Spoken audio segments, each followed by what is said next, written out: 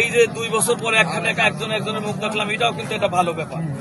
তো সেজন্য আপনারা দয়া করে সেদিনকে আসবে এবং এই রোজার মাসে আমরা দোয়া করি আল্লাহ তাআলা আমাদের প্রধানমন্ত্রীর জন্য শেখ হাসিনাকে খুব দ্রুতই জন্য ফিরিয়ে নিয়ে আসে, সেই তৌফিক আমাদের দিক এবং আমাদের এই দোয়া যেন আল্লাহ কবুল করে। আগামী দিনে যাতে এই নতুন নেত্রী শেখ হাসিনা ফিরে এসে বাংলাদেশের প্রধানমন্ত্রীর দায়িত্ব নিয়ে এই দেশকে উন্নয়ন আবার করে, সেটা আমরা দেখতে চাই। আজকে যে অবস্থা সারা বাংলাদেশে আপনারা সকলেই জানেন, আমাদের ফ্যাসিস্ট বলা হয়। ফ্যাসিস্ট আমরা কখনো ছিলাম না। ফ্যাসিস্ট বলে এই যে 18 মাস তত্ত্বাবধায়ক ছিল তারা ফ্যাসিস্ট, বর্তমানে যারা আছে তারা ফ্যাসিস্ট। আওয়ামী লীগের সময় কাউকে কখনো কোনোদিন ওই মপ করা হয় নাই, সুদানের বাজারে ধরে মারা হয় নাই, কারোর ট্রেন চাঁদা নেওয়া হয় নাই। কিন্তু এখন আমরা কি দেখি, সবখানে মপ করা। একজন বাজারে গেছে, তার মারপিট করতেছে, তার ট্রেন কাটিয়ে নিচ্ছে, একজনের চাঁদাবাজি করতেছে, বাড়ি দখল করতেছে।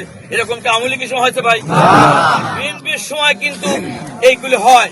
আওয়ামী লীগ দীর্ঘ 15-16 বছর ক্ষমতায় ছিল, একটা বিএনপির মানুষ বলতে পারবে না যে এইগুলি করা হয়েছে। কিন্তু আজকে সেগুলি করতেছে। যাই হোক, আল্লাহ আছে, এটা আল্লাহ আমাদের হয়তো পরীক্ষা করতেছে। যারা আসলে প্রকৃত মুসলমান, আল্লাহ তাদের মাঝে আমাদের পরীক্ষা করে, হয়তো আমরা সেইভাবে পরীক্ষা দিচ্ছি। আল্লাহ আমাদের পরীক্ষা যখন আবার খুশি হবে, অবশ্যই আওয়ামী লীগ ক্ষমতা আসবে। এই বলে আমি আমার কথা শেষ করছি। জয় বাংলা, জয় বাংলা।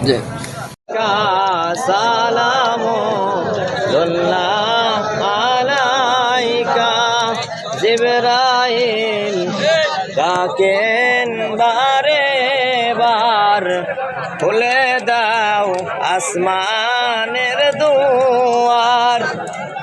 এসেছেন নবীদের সরদার, তিনি করিবেন আল্লাহর দিন।